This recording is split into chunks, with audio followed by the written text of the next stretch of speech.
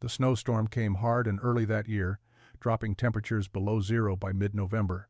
But inside the strange double-walled cabin, Thomas didn't even need to stoke the fire while the rest of the valley froze. His rooms held steady at 61 degrees warmer. Before we dive in, let us know where you're watching from, and if stories like this speak to your soul, hit that subscribe button, because the next one might be even more unbelievable.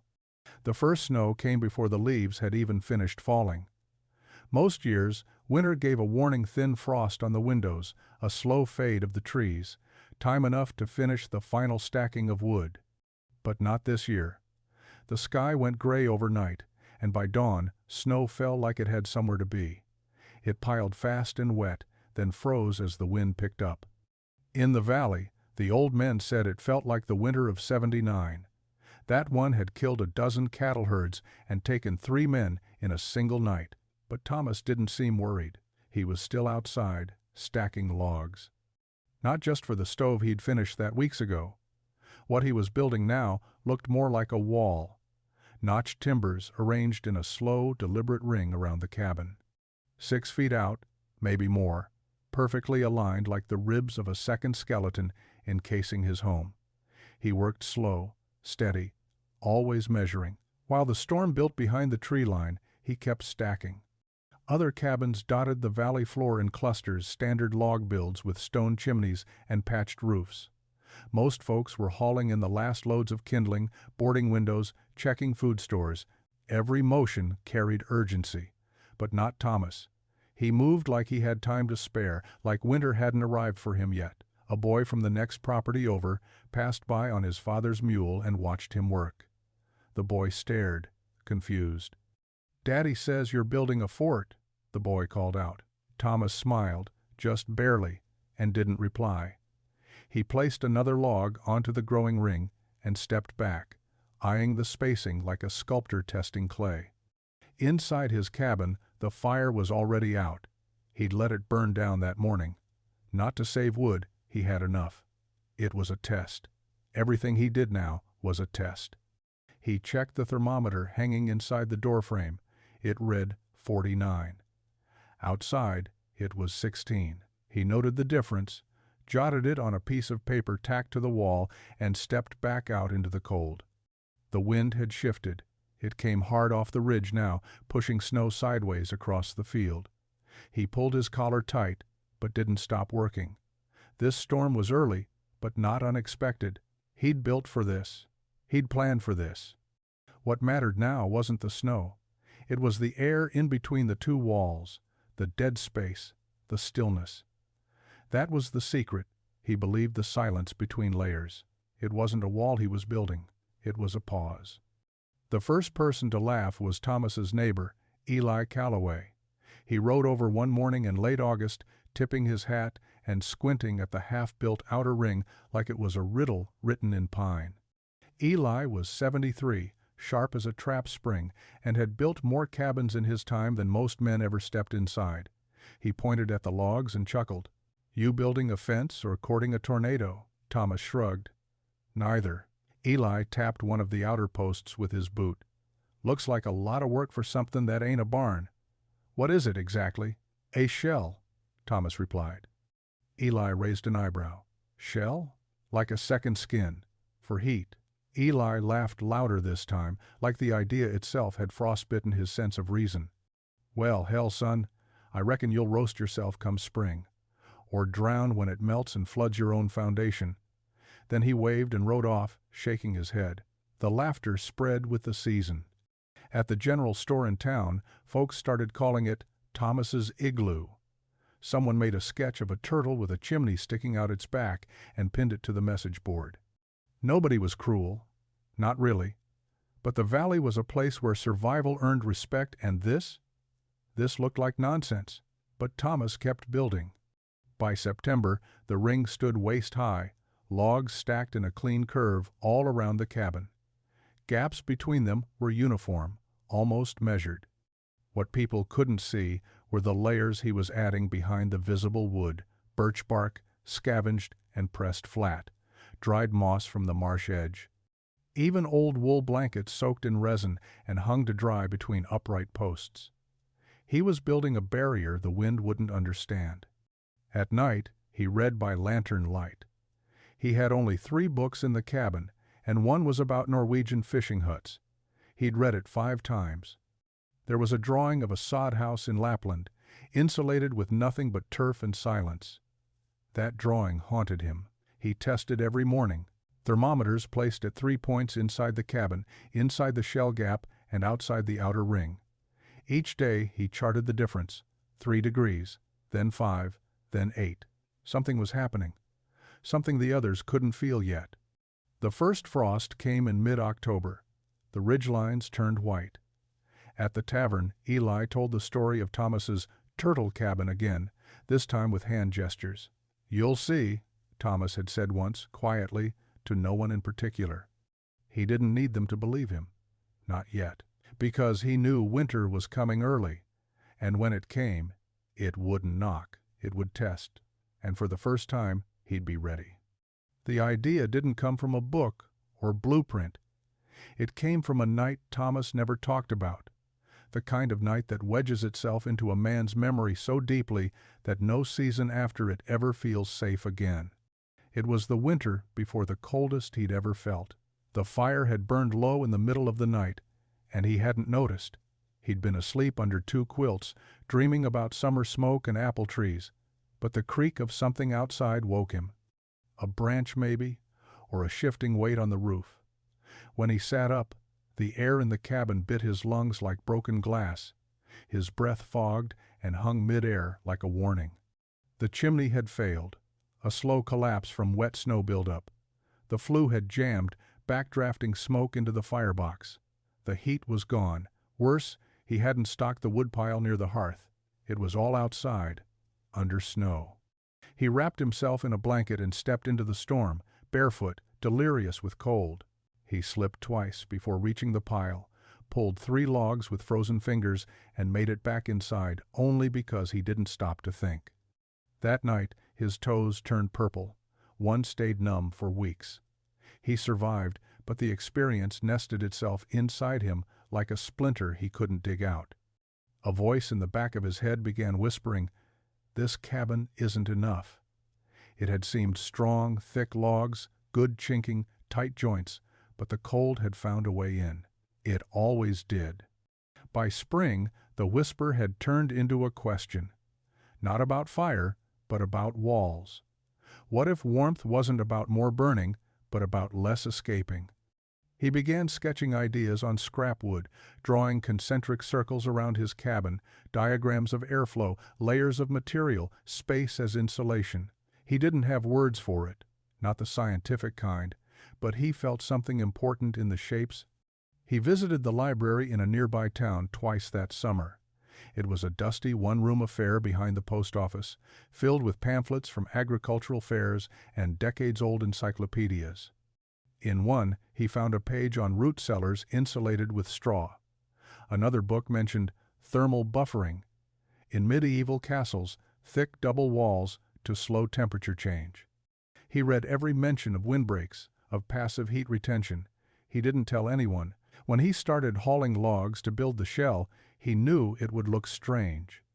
But the memory of that night, choking on cold air, half-blind with smoke, fire dying faster than fear, was louder than anyone's laughter. He wasn't building a wall around his cabin. He was building a second chance. Thomas had never worn a title in his life.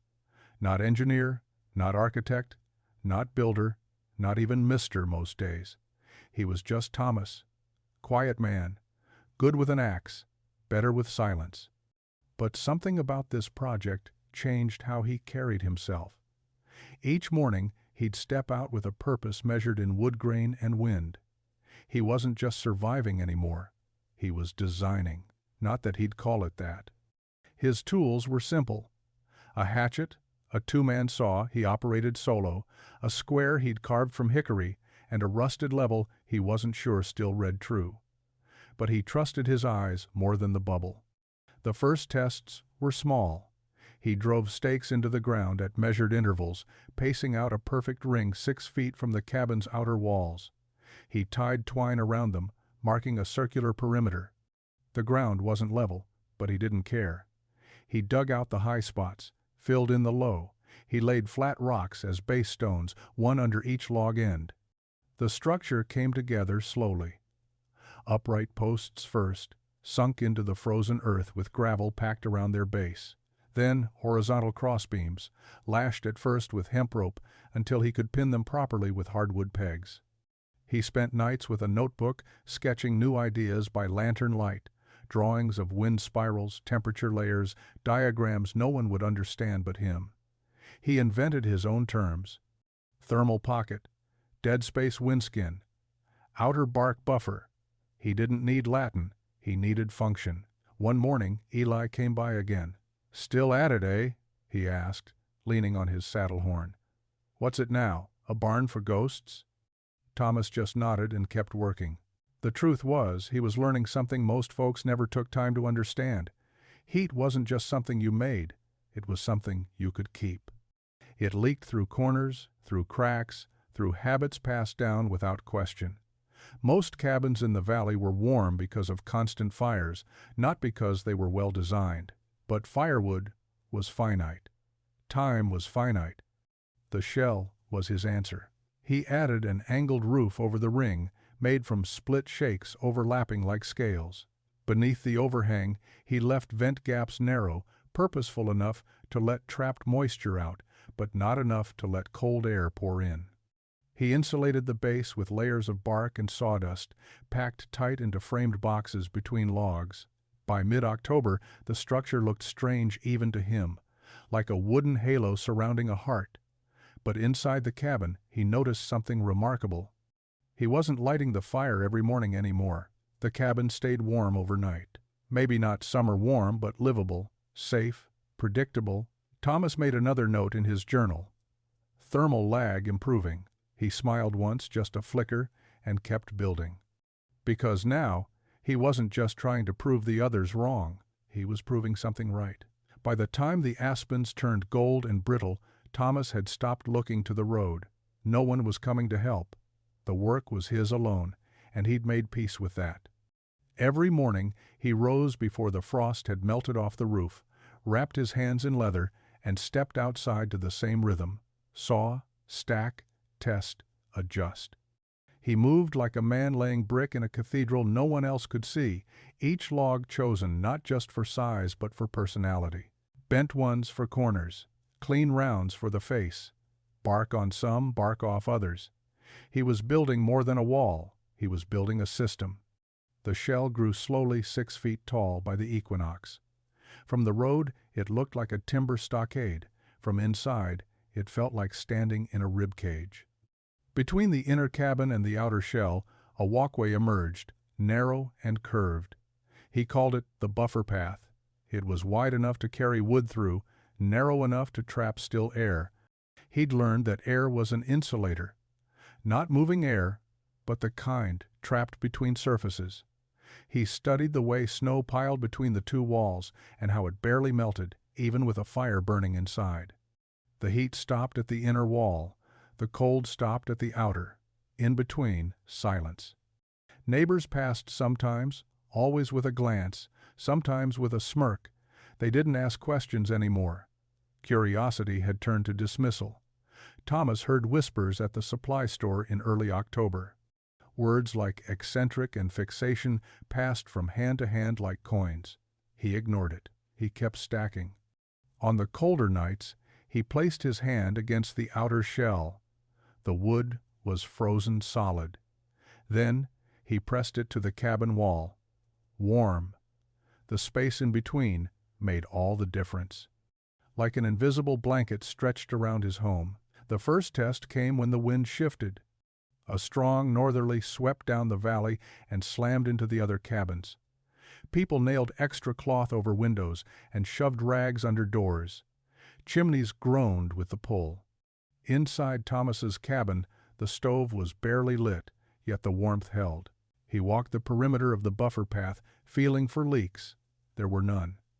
Snow collected in the walkway without melting, and frost formed only on the outer face of the shell. He took measurements that night. Inside the cabin, 48. Inside the shell gap, 29. Outside, 15 below. He scratched the numbers into the doorframe and stood there in the cold buffer zone, watching his breath drift into the space between invention and vindication. The wind howled. His cabin did not. And though no one stood with him, though no voices praised the structure or called it genius, Thomas felt something deep inside shift. Not pride, not even victory, just relief. Because for the first time in his life, the winter wasn't winning. In town, the story kept growing long after the snow began to fall. What started as quiet curiosity had become casual mockery. It wasn't mean-spirited, at least, not on the surface. It was just the kind of joke people make when they don't understand something. And laughter always travels farther than truth. At the general store, someone had drawn a new sketch on the back of a seed catalog. It showed a turtle cabin with a stovepipe sticking out of its shell, smoking like a pipe. The words underneath read, "Thomas's Fortress of Warmth." It made the rounds quick. Old Eli pinned it to the post office wall, right above a notice for missing sheep. When Thomas came in to buy flour and salt, the room quieted just a hair. Not enough to be rude, just enough to let him know the joke had landed. He took what he needed and paid in silence. As he turned to leave, someone in the back near the stove chuckled. "You building that thing for bears or ghosts?" Thomas paused, turned slowly, and looked at the man. Not angry, not embarrassed, just tired. He didn't answer. Instead, he stepped outside, cinched his coat tight, and walked the 12 miles back to the cabin without saying a word. That night, as the cold settled in and the first real freeze of the season cracked the creek ice, Thomas sat by his fire and stared at the outer wall through the small kitchen window. The log shell stood quiet and strange, casting long shadows under the moonlight. To anyone else, it still looked absurd. But the thermometer near the door read 42. Outside, it was -11. He hadn't touched the stove in 10 hours. Back in town, folks were chopping wood late into the evening. The early freeze had caught them off guard. Pipes cracked. Horses refused to leave their stalls. A family downriver lost half a coop of chickens to exposure in a single night.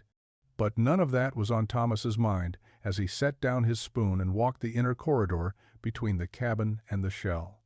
He carried a lantern and a piece of paper. He measured the temperature at 3 points, scribbling the numbers down like a man taking notes in a dream. 42, 27, -11, 61 degrees of difference. He tacked the paper above the stove.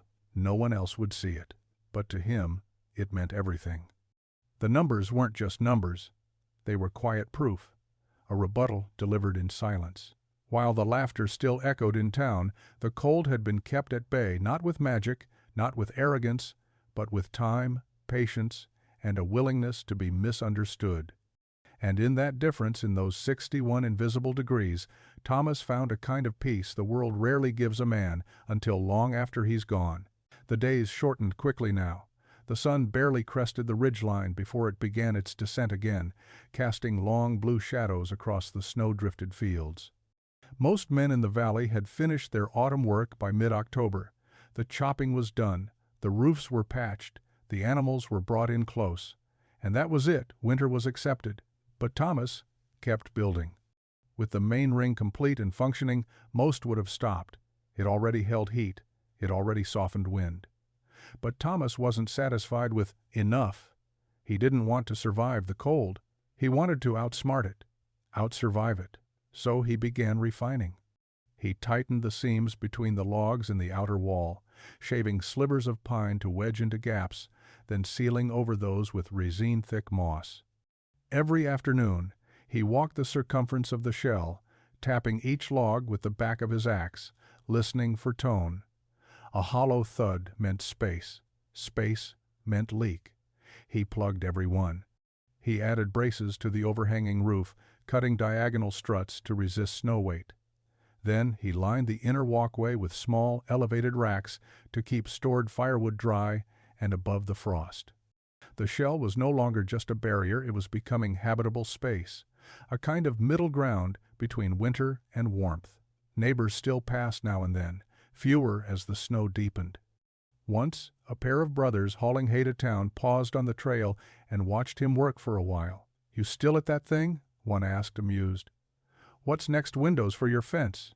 Thomas didn't look up. He just said, "You'll see." They laughed, not unkindly, and moved on. That night, the wind howled in from the west.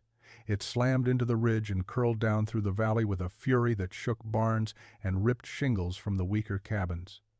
Livestock kicked in their stalls. Windows cracked. Thomas heard it, but only faintly. Inside the shell, the wind broke apart. It hit the outer wall and diffused, like a river meeting a delta. Snow collected in the corners, but didn't drift. The walkway stayed calm, still, undisturbed. The cabin inside remained quiet, warmer than it had any right to be. He sat by the window and watched a lantern flicker on at Eli Calloway's place a half-mile away. It was nearly midnight. Someone was relighting a fire that had gone too low. Thomas leaned back and looked around his cabin. The walls didn't creak. The air didn't bite.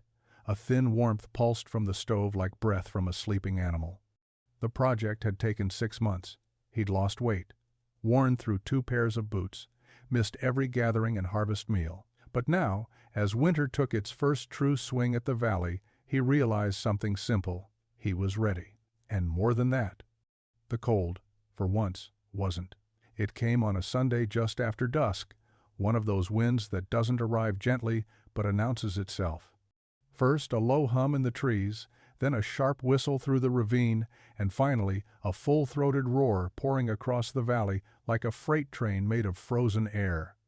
By 8 o'clock, the storm was in full force. Gusts over 60 miles an hour, sharp and sustained. Dry snow lifted in horizontal sheets, wrapping around cabins and stinging exposed skin like needles. Chimneys groaned. Hinges screamed. In every home across the lowlands, fires were fed and stoked, shutters were tied tight, and hands reached instinctively for extra blankets. Except in one cabin. Thomas stood in the buffer path, holding a lantern. He'd heard the warnings from town travelers who'd come through on Saturday, muttering about pressure drops and a big one blowing in from the north. It was the kind of storm that tested a man's construction in ways nothing else could. He welcomed it. He moved through the shell corridor like a surgeon inspecting bone. No gaps, no drafts. The roof bracing held firm. The snow wasn't drifting against the inner wall, it was missing it entirely. The airflow had been redirected around the circular shell, lifting up and away. His design had worked better than he hoped. Inside, the cabin temperature had dropped only a few degrees since morning. No fire had been lit since noon. He jotted the readings down again.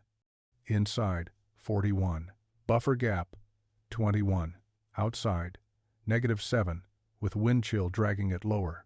He didn't need numbers to confirm what he already felt in his bones. The shell had passed the test. Elsewhere, the valley was a battlefield. At Eli's place, the roof over the woodshed collapsed under drifting snow. 2 chimneys in town backdrafted and filled kitchens with smoke. A family west of the ridge had their outhouse door ripped clean off the hinges. No one slept easy. Thomas did. By midnight, the wind began to drop. He sat by the fire with a tin cup of water that hadn't frozen, watching the logs glow with a deep orange calm of slow combustion. He wasn't smiling. There was no joy in being right when others suffered, but there was confirmation. He thought of the sketch on the post office wall, the laughter, the jokes. He thought of the men who'd said he'd lose his mind out there alone. Then he thought of the silence. Not just the lack of wind, but the way the cabin didn't creak, the way the fire didn't need tending, the way his breath no longer fogged when he exhaled. It wasn't just the storm that had passed. It was the doubt. Not all at once, not loudly, but in the way a well-built wall holds its line, even when the world throws its worst at it. Thomas leaned back, took a sip of cool water, and waited for morning. He already knew what it would bring. The first thaw of respect. By the end of October, frost stopped being a warning and became a fact. Every morning it painted the ground in brittle silver, clinging to fence rails and splitting pine cones with sharp cracks before the sun rose. Breath hung thick in the air like ghost smoke. Axe handles froze solid. Horses' flanks steamed like rivers. The valley had dropped into its winter rhythm early, and everyone felt it. Everyone except Thomas. He had stopped checking the forecast weeks ago. He didn't need it. He could feel the temperature shift through the grain of the wood. The outer wall sang a different note now when tapped with his knuckles. Deeper, more resonant. The space between his walls had become a buffer not only of air, but of time delaying the seasons in ways no one else could explain. One morning, he stepped out barefoot to test a theory. He stood in the buffer path between the two walls for 3 minutes, just holding still, holding his breath. His skin tightened, but it didn't scream. The cold was there, yes, but not biting, not aggressive, just present. Like a caged animal watching from behind glass. He smiled and stepped back inside. 3 miles away, things weren't going so well. At the Harris place, their potbelly stove cracked during the first true freeze. Cast iron doesn't forgive mistakes. With the fire dead and the chimney open to the sky, the temperature inside their cabin dropped to 19 degrees in a matter of hours. Their baby developed a wheeze. Their food started to freeze. Thomas heard about it 2 days later when one of the Harris boys rode into town, desperate for help. Folks gathered around, offered what they could, blankets, spare wood, sympathy, but it wasn't enough. The boy said their window coverings had failed too. Rawhide stretched too thin. The frost had split it. A few people glanced at Thomas then. Not for long. Just enough to make the silence heavier. That night, Thomas added a note to his journal. Passive retention is greater than reactive burning. He underlined it twice. Another family had started burning their fence posts to keep the fire going. You could smell the desperation in the air, wet wood smoke mixed with cooked dust and burnt nails. In a place where reputation was measured by endurance, these weren't just structural failures, they were personal ones. And yet the jokes about Thomas's cabin still trickled through. Old habits die hard. The drawing on the post office wall had faded from the sun, but it still hung there. No one took it down. Until the frostbite started. 2 cases by the end of the month. Both men had been working outside too long, overconfident in their boots and underestimating the wind. One lost 3 toes. The other might lose a hand. By then, people started asking quieter questions. They didn't come to Thomas directly, not yet.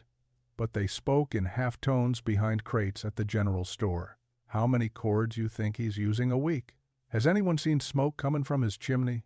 You reckon that shell thing actually does something? Thomas didn't answer. He didn't need to. The frost was speaking for him now, coating the valley, curling into the corners of poorly sealed cabins, whispering truths too cold to deny. And inside the strange round shell at the end of the trail, a man who had once nearly frozen in his sleep now sat at a table, hands warm, water liquid, and fire untouched. There are moments when a man proves something not by shouting, but by not having to speak at all. Thomas had never studied physics in any formal way. The closest he'd come to a scientific education was skimming old farmers' almanacs and reading second-hand manuals left behind by surveyors. But he understood something more important than definitions. He understood cause and effect. And this winter, cause and effect were speaking louder than anyone's opinion. He had begun treating the shell like an experiment. Every day, he measured. Thermometers placed in 3 zones inside the cabin, inside the buffer gap, and outside beyond the outer wall, told a story that never changed. The temperature inside remained steady. 41, 42, once even 46 without a fire burning. Outside, the mercury plunged. -5, -12, -17. The buffer zone held its line, floating somewhere in the 20s like a mote of quiet air. It wasn't magic, it was science. Trapped air didn't move, and air that didn't move didn't carry heat away. Heat was like water, Thomas had come to believe. It flowed wherever it could escape, through cracks, through habits, through poor decisions and shortcuts taken by men in a hurry. Most cabins bled heat through the corners, the door frames, the chinking, and the roof. They were glorified sieves, pretending to be sanctuaries. Thomas had built a container. He had studied barns in summer, how they stayed cool even under a blazing sun. He'd watched the way bark held on to warmth longer than exposed wood. He had felt the difference between standing in a gust and standing behind a windbreak. And so, log by log, decision by decision, he had layered his knowledge into structure. Air gap, bark liner, dead space. Layered roof with venting and drainage, staggered seams, resin-smeared joints. No single innovation meant much on its own, but together they created something that didn't leak. And because it didn't leak, it didn't require constant tending. He hadn't chopped wood in over a week. He still had full stacks untouched, seasoning slowly in the outer corridor. But if Thomas understood the physics, others were beginning to understand the shame. The jokes had slowed, replaced by muttered admissions. Men began asking each other hard questions. How many times you firing the stove a day? Your window glass crack yet? You think if you just lined your cabin with hay, it'd help? Eli Calloway, who'd been the loudest critic in August, had started dragging bales up against his walls. Straw insulation was an old trick, desperate but effective. Still, it didn't solve wind shear. It didn't prevent cold air from pooling at the floorboards. It was a patch, not a fix. What Thomas had done wasn't a patch, it was a redesign. And that fact, the unbearable truth of it, was beginning to settle in. Men who'd mocked now tried to mimic, not out of respect, but out of necessity. Thomas never gloated. He just kept writing pages filled with scrawled notes, sketches, and theories. Heat flow inhibited by dead layer saturation. Outer bark equals natural vapor barrier. Thermal gradient flattens if wind pressure diffused. No one would read them but him, but he wrote them anyway. Because long before the others had noticed, Thomas had seen what no one else could. The cold wasn't just an enemy, it was a teacher, and if you listened closely enough, even its silence could be translated. It happened on November 16th. The temperature dropped so fast, it seemed like someone had opened the sky and let winter pour through all at once. By sundown, the air had turned to glass, sharp and invisible. The last of the geese had vanished days earlier. Even the crows fell silent. Everyone in the valley knew it was coming. The older men could feel it in their knees. The animals had grown nervous. Dogs refused to lie near outer walls. Horses stood motionless in their stalls, nostrils steaming like blacksmith's bellows. 0 degrees. Not wind chill. Real, solid, unmistakable 0. No room for error. Families cooked double meals that day, stocking belly heat like firewood. Children were wrapped in every stitch of wool they owned. Windows were covered with quilts, doors sealed with rugs, stoves fed until they moaned under the strain. Still, people slept in layers. Still, people worried, but not Thomas. That afternoon, he had sat by his window with a cup of water, watching the sky go pale. The clouds had no texture, no movement, just a heavy silence that pressed down like a slow, ancient weight. He didn't rush, he didn't add wood to the fire. He was waiting. When the sun dipped behind the ridge and the world turned cobalt, he lit a single lantern and walked the buffer path, placing thermometers at each station. Inside, 42. In the air gap, 24. Outside, 3 degrees and falling. The cold came with the stars. By 10 o'clock, it had reached 0. By midnight, -4. Still, he didn't stoke the fire. He sat at his small table, reading an old seed catalog by lantern light, a blanket draped over his shoulders. His breath barely fogged in the room. The thermometer on the wall read 39. When he stepped into the buffer corridor, it was colder, but not unbearable. He walked the full loop, checking for drafts with a candle. The flame never flickered. Back inside, he poured a cup of water. Still liquid. That was the moment. Not the number, not the silence, but the water. In every other cabin, water had already been taken off tables, moved close to the fire, wrapped in cloth, guarded like something alive. But here, in this strange wooden ring of stillness, it sat in an open cup, unfrozen. He wrote down the numbers. Inside, 39. Outside, -6. Difference, 45 degrees without adding a single log to the fire since morning. He leaned back and stared at the ceiling, where no frost clung, where no creaking betrayed shifting timber. The cabin was still, alive. Other men in the valley spent that night turning in their sleep, adding wood, listening to the groans of their homes straining against the ice. A few would lose their pipes before dawn. A few would burn through half a week's worth of firewood just to keep the chill off their children's cheeks. But not Thomas. He slept. And in that sleep, in the quiet warmth of a cabin the world had once mocked, he crossed a line, invisible to most. He no longer feared the cold. He had mastered it. The next morning broke slow and colorless. No birds sang. No wind stirred. The snow outside had crusted over into a hard shell, thin enough to shatter but sharp enough to slice. Every branch drooped under frozen weight. Every cabin window was coated in frost like cataracts, visionless and blind to the day beyond. Inside Thomas's cabin, the light cut softly through the canvas-covered window, diffused, quiet, almost holy. He woke slowly, not with the urgency of a man bracing for cold, but with the stillness of someone who had already won the battle. No shaking hands, no numb toes, just warmth, calm. The stove hadn't been touched in nearly 24 hours. He swung his legs out from under the blanket and placed his bare feet on the plank floor. Warm, not hot, not soft, but survivable. He pulled on his boots and stepped into the buffer corridor. Outside, a raven flew low across the clearing, its wings stiff in the cold. He walked the perimeter, checking thermometers as he had the day before. Inside, 38 degrees. Buffer zone, 23. Outside, -23. He stood still for a long moment, staring at the math in front of him. 61 degrees of difference. He blinked, let out a slow breath that fogged in the buffer corridor, then stepped back inside and picked up a pencil. He didn't write in his notebook. Not yet.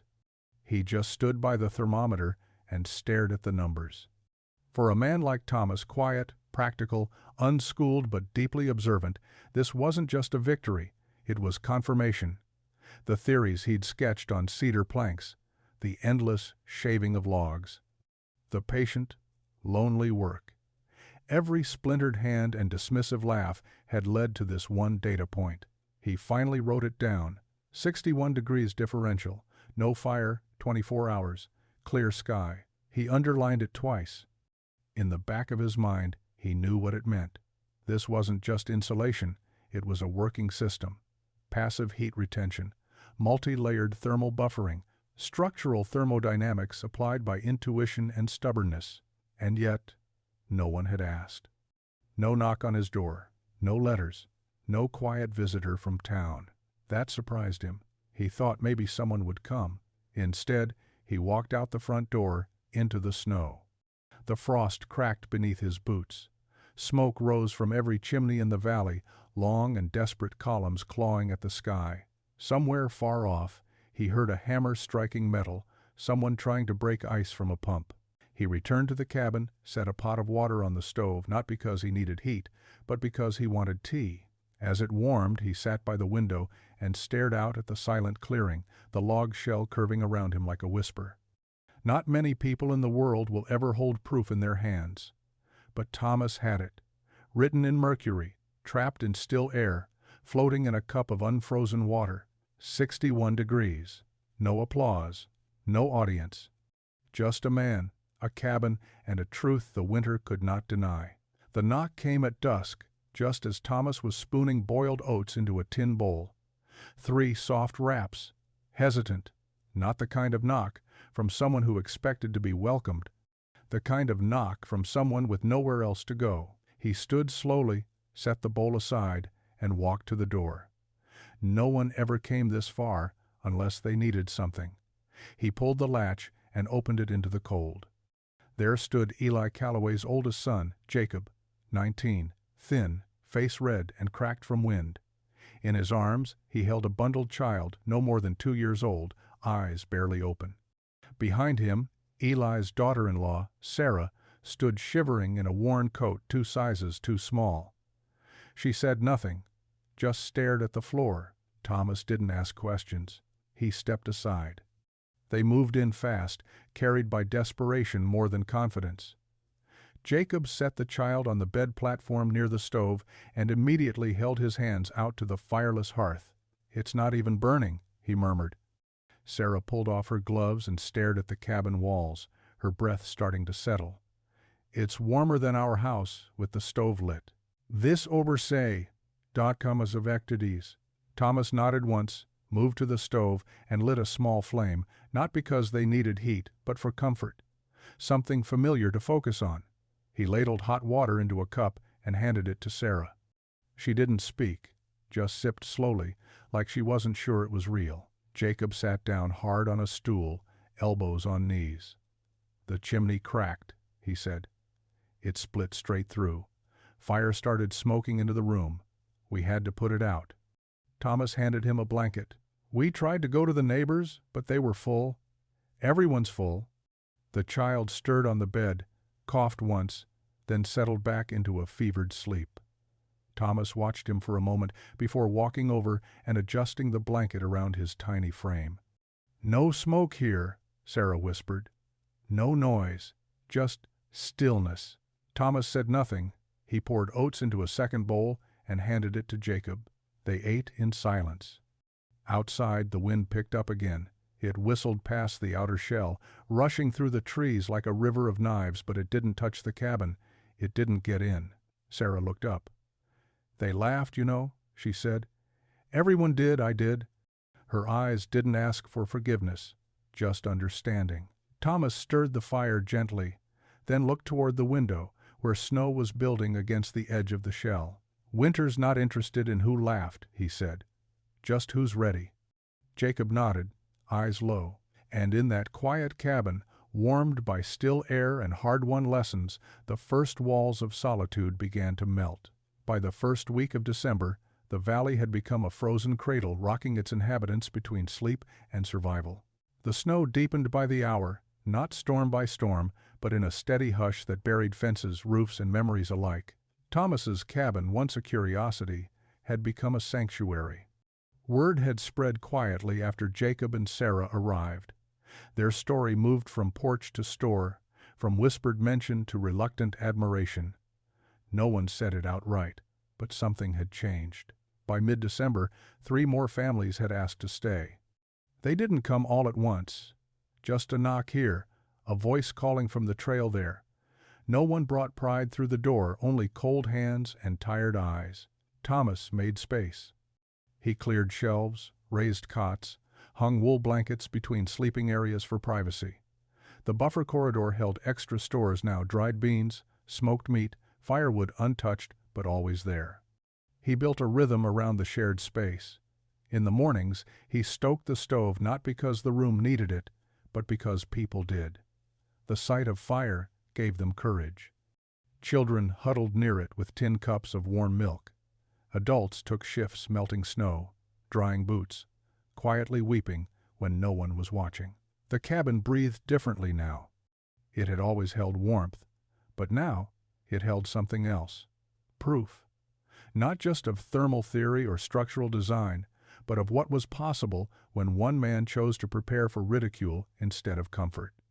At night, Thomas sat near the shuttered window, listening to the sounds of a full house, soft breathing, shifting blankets, a baby's cough muffled by a mother's touch. He didn't mind the noise. It reminded him that silence wasn't always strength. One evening, Eli Calloway himself arrived at the door. His beard was iced, and his shoulders sagged under the weight of his coat. He held nothing in his hands except a single armload of firewood. "I can't stay," he said. "My place is holden." "Barely." Thomas nodded and stepped aside anyway. Eli didn't enter. He just set the logs down, straightened, and looked Thomas in the eyes. "Was wrong," he said. "You were right. That shell of yours, it's genius." Thomas didn't smile. He only replied, "It wasn't about being right." Eli nodded slowly. It was about being ready. Then he turned and walked back into the snow. That night, Thomas made a note in his book, not in numbers or sketches, but in words. Winter brought more than cold this year. It brought people. And people bring warmth too. The morning after Eli left the firewood, Thomas found himself staring at the stack longer than usual. It wasn't much, maybe 6 or 7 split logs, a little crooked, bark still clinging to the sides, but it had weight far beyond its physical form. It was the first gift anyone had left without expecting something in return. No note, no explanation, just wood. The kind of thing a man leaves when words won't carry what needs to be said. Thomas carried them into the buffer corridor, stacked them neatly with the others, and went about his chores. The fire was low but steady. The cabin was warm. The baby's cough had quieted overnight. Sarah had found enough peace to hum as she stirred oats on the stove. Jacob was out in the walkway, measuring snow depth against the logs with a stick. The rhythm of survival had taken root. And still, the knocks came. Not every day, but enough that Thomas started to keep a kettle on at all times. Some just wanted to step inside for a minute. Others needed salt or dry socks or a quiet place to sit and remember who they were. Thomas offered what he could. No one overstayed. No one took more than they needed. And one by one, more apology logs began to appear. Some were left in silence, bundled in rough twine, dropped quietly at the outer shell. Others came with a nod, a quiet thank you, or an awkward gesture that meant more than it looked. A man named Barker brought half a smoked ham. A widow named Grace left a jar of rendered bear fat and a hand-sewn pair of wool mitts. Not all had mocked him before, but all had doubted. That doubt had frozen, and now it thawed not in words, but in kindling. One evening near Christmas, Thomas stepped into the corridor and found a boy of about 11 standing awkwardly near the door. He held a bundle of pine in both hands, clearly heavy for his frame. "You, Thomas?" the boy asked. Thomas nodded. "My pa says you save folks without bragging, says he's building a shell come spring." Thomas took the bundle and set it down gently. The boy looked around the strange circular gap, his eyes wide. "This part here, this, what makes it work?" "Part of it," Thomas said. The boy nodded like he understood something sacred. "Pa says you ain't just a man, says you built a thought." Thomas raised an eyebrow. "Your pa say that?" The boy grinned. "Well, I cleaned it up some." That night, Thomas found himself sitting by the stove long after the others had gone to bed. He stared at the logs the boy had brought fresh pine, cut too green, sap still bleeding from the grain, useless for burning right now. But come next winter, they'd be ready. It struck him that the logs, like the people, weren't perfect. Some came late, some burned quick and bright, some were stubborn and full of smoke. But all of them, in their own time, had a place in the fire. He reached for his notebook, flipped to a fresh page, and wrote.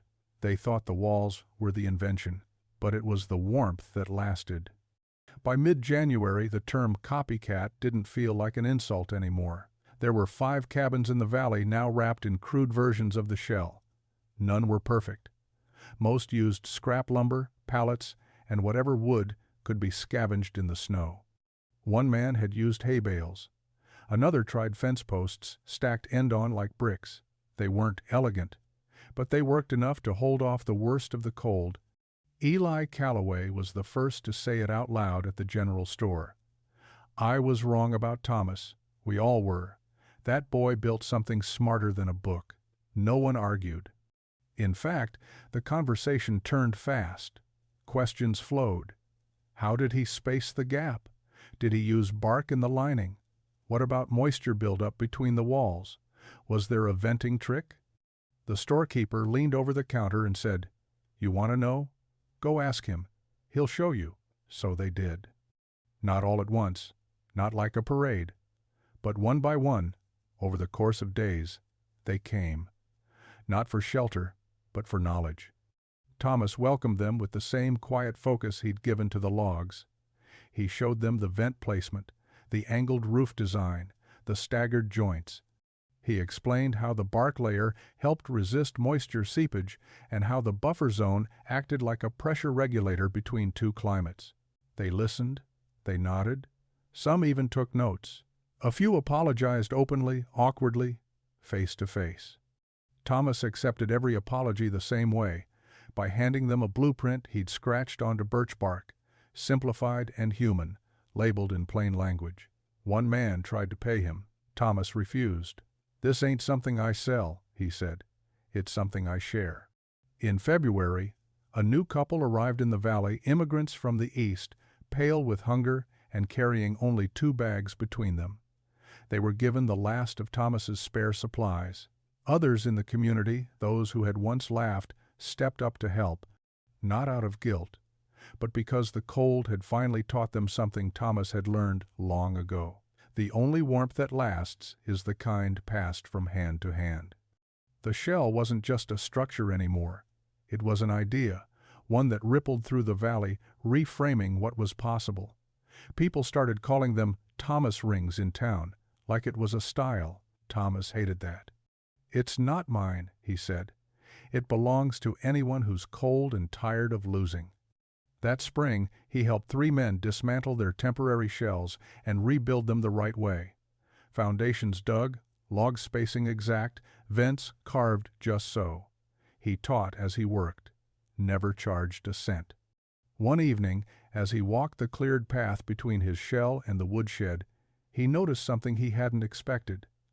The trail had been packed down by others, boot prints. People had come while he was away, dropped more logs, left small thank-you notes carved into bark. He paused and looked back at the cabin, the round walls glowing in twilight, the air still in the buffer zone, the door slightly open. What had once been his fortress was now something more, not just a shelter, not even a design, but a seed. And the valley, frozen for so long in its ways, was finally thawing. By the last days of February, winter had softened, not surrendered, but eased. The winds slowed, the snow crusted instead of falling, and the creek beneath the ridge let out the occasional groan of thawing ice. Inside the cabin, nothing changed. It was still warm, still still. The fire burned low, not out of need, but out of rhythm. The walls breathed quietly, holding in heat like cupped hands. The outer shell, darkened with time and snowmelt, stood unchanged, an old guardian no longer questioned. Thomas spent more time writing now. Not just temperatures or diagrams, but ideas. He wrote about silence, about still air as an ingredient, about how warmth wasn't always something you made, but something you protected. His notebooks filled quickly, pages of sketches, thoughts, patterns, principles. He called it thermal literacy. He recorded how long it took for visitors to stop shivering, where they gravitated, which corners held the most heat, which materials absorbed the least moisture. He watched and listened like a scientist, though he never used the word. It wasn't about credit. It was about passing it on. When Jacob prepared to leave and return to his family's rebuilt homestead, Thomas handed him a bundle of notes tied in waxed cloth. "Give it to someone who needs it," he said. Jacob looked at it like it was a map to something sacred. "I will," he promised. "They'll listen this time." Thomas believed him. That night he walked the buffer path with a lantern, the flame steady despite the lingering cold. He looked at the wood grain, the corners, the seal lines. All still tight, all still holding. He thought of the men who once laughed, the logs left in apology, the first knock in the snow. He thought of the child who'd come in coughing, now strong enough to laugh again. Of Sarah humming in the mornings, of people returning to cabins warmer than they'd ever known before. None of them called it a miracle anymore. They called it a way. The fire in the cabin that night was small, barely more than a glow, but it was enough. Thomas set down his pencil, looked at the last page in his notebook, and wrote, "You don't have to be brilliant to build something that lasts. You just have to be cold enough to start." The next winter rolled in quiet and white. It didn't roar like the one before. It crept thin frost on the windows, a hush over the fields, snow like feathers instead of fists. But it was winter all the same. By then, Thomas wasn't alone in his design. 10 cabins in the valley now had outer shells, not perfect copies but honest attempts. Some built better, others built from scraps. All of them warmer, all of them a little closer to the truth he'd discovered in silence. Thomas walked slower now. His joints stiffened with the cold, though the cold no longer frightened him. He spent more time at the table, organizing notes, copying pages by hand. He bundled them in bark and wax and gave them to anyone who asked.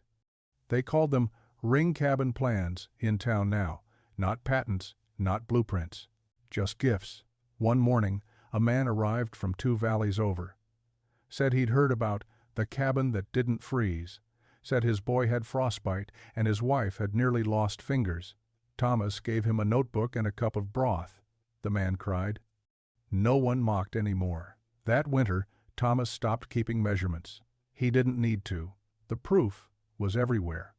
In the absence of smoke above certain rooftops, in the dry boots of neighbors who once burned fence posts to stay alive, in the way children slept through storms now, faces pink, not pale. He wrote one final line in his last notebook. I didn't build a cabin. I built a question. What if we didn't accept the cold as unbeatable? When Thomas passed, it was in sleep, quiet, peaceful, just like the warmth he had designed. They buried him on a rise overlooking the cabin. The snow was light that morning. The shell behind him stood strong, logs silvered, corners tight, windows still unbroken. Spring came slowly that year. But the valley endured, and farther out beyond the hills, beyond the rivers, others began to build ring shells of their own. No one remembered exactly who started it, just that someone had, and it worked. The design moved through hands and time, a method, not a monument.